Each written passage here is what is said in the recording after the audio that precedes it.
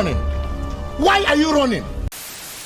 When I was a little kid, yeah, I know, hard to believe Duncan was once an itty-bitty kitty roaming the earth before Wi-Fi took over our lives. This was before my parents ever handed me unrestricted access to the glorious and terrifying world of the internet. Heck, it was even before they brought home our dusty old computer. Back then, my entertainment came straight from the internet, before my parents decided to get an Austar. Way before it got taken over and brought out by Foxtel. Nope, I was watching free-to-air TV. We had newspapers to find out when our favourite shows were on, like some kind of caveman with a telly. And I couldn't even read the clock yet, or even the words. I can't read. So shout out to Mum, Dad, Nan, and Pop for acting as my human EP she, and explaining when Fireman Sam will come on. Today, we're diving into a few weird, nostalgic, and sometimes cursed shows from my childhood. Some are super obscure, especially if you're not an Australian. And even if you are Aussie, you might have missed a few of these shows because, well, you were lucky.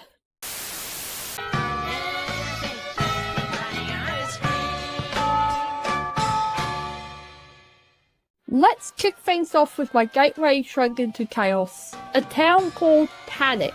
Now, if you don't know, I am obsessed with stop motion. If I see someone post a Lego stop motion on YouTube, I'll drop everything to watch it. My house could be on fire, and I'll still be there like, okay, but let me see if the minifigure wins the battle first. A Town Called Panic is one of those shows I randomly remembered as an adult, rewatched it, and realized, oh, this explains a lot about me. It stars three housemates. Cowboy, yes, literally his name, horse, and a Native American character originally called Indian. What?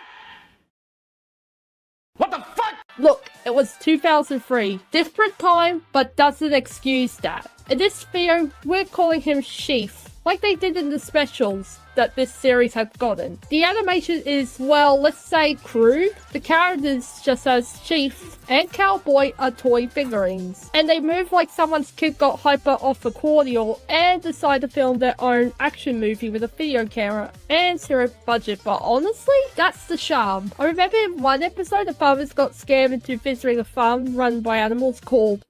Oh God. Es war der Ruin vieler guter Jungs. Von mir, mein Gott, lädt sich nur. And then in another episode, two backpackers are trying to find a place to camp for the night, but they ended up causing chaos.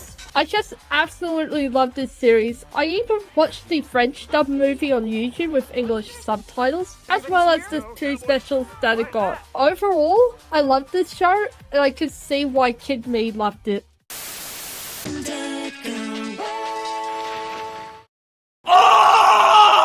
Now, for a show that is burnt into my brain in the worst way possible, Dirtgirlworld.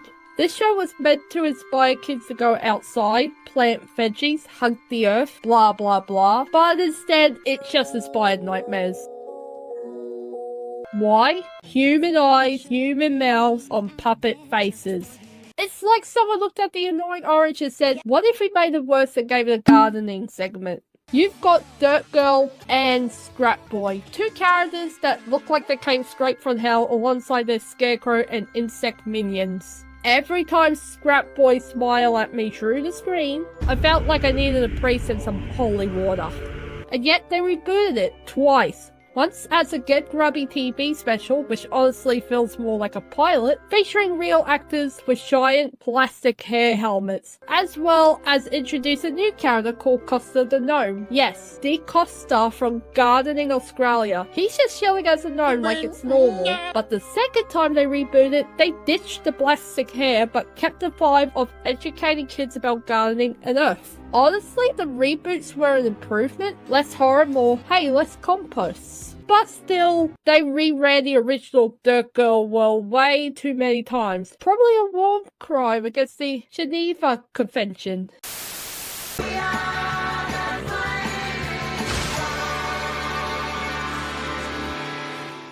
Alright, next up, a show that confused everyone outside Australia. Flaming Thongs. Now, before the Americans in the audience start snickering, in Australia, thongs are called flip-flops, not underwear. I know, it's a weird country, stay with me. This show was about the most chaotic Aussie family to ever exist. The dad, Trevor Thong, the mum, Brenda Thong, their children, Holden and Narelle, and their pet cane-toad Work, who wears the school uniform. Every episode they try to put their town, Rail Bay, on the map.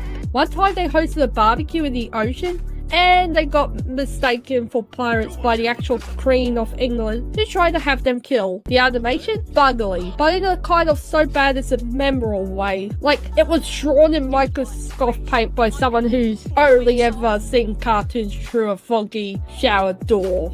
I watched a few episodes, laughed a bit, then probably switch over to Peppa Pig because my attention span was powered entirely by sugar and blinking light. Like this?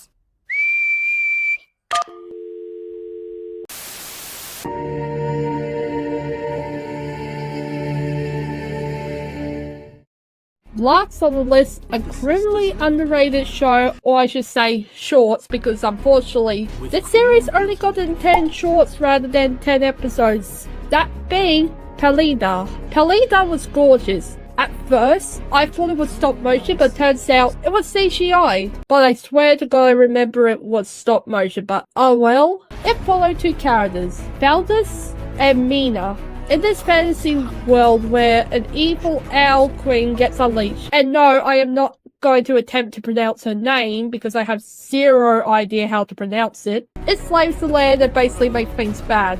Trademark. Valdez tries to fight back, but ends up getting old? Curse? Look, it's a little fake. Mina eventually defeats the queen in this epic final battle.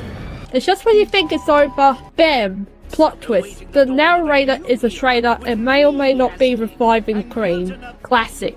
As mentioned, there were only 10 short episodes. This serves so much more. There was even a Paleita RPG game on the ABC3 site too, but now, totally lost media. Gone. Vanished. Like my will to garden after watching Dirtgirlworld. Also, according to IMDb, Paleita won 3 awards. IMDb never lies. Except, you know, when it claimed there was going to be a Roblox the movie 2, The Attack of Cherulian in 2016. Sorry, little Timmy, that cinematic masterpiece never existed.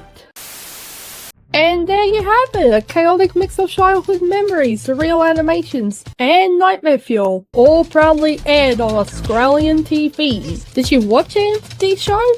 Do you need therapy too? Let me know in the comments. Don't forget to subscribe too, as well as like my video, and if you want to support my nonsense, you can toss a coin on my Ko-Fi page, which can help support my channel. Anyway, I'll catch you all next time. See ya!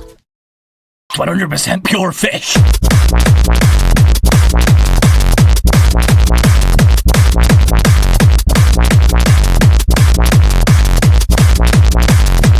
Batter!